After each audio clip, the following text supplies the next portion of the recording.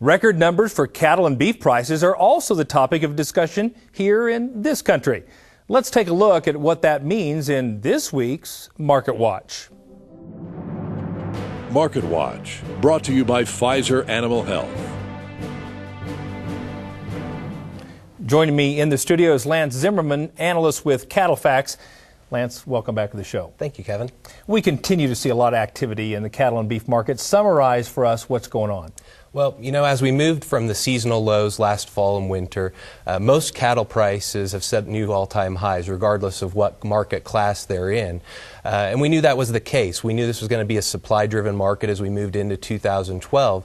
But anytime you have price highs driven by supply, you start asking about demand. And I think we've seen over the last few weeks, these prices have retreated a little bit. Some folks are probably wondering, has the consumer said they've had enough with these higher prices? And I think it's really too early to tell. The markets could be signaling that demand's just really struggling to clear. Beef at these prices and the cattle prices have weakened accordingly.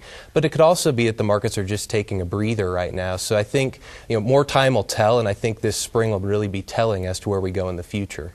So let me put you on the spot. What do you see over the next couple of months as we get into this grilling season?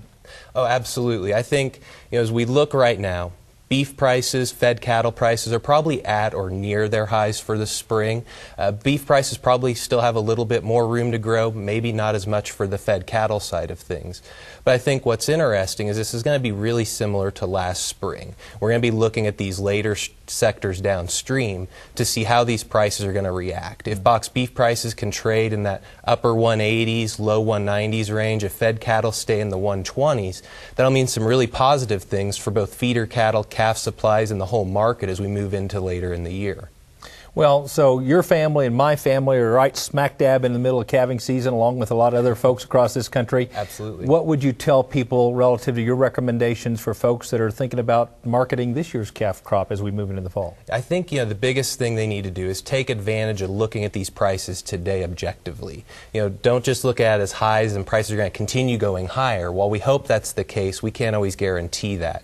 And so look at the prices today and see if there's some opportunities to manage some price risk going into the future, whether that's the futures market, the options market, forward contract arrangements, even video auction markets, to really sell those cattle as early as possible for maybe a future delivery point.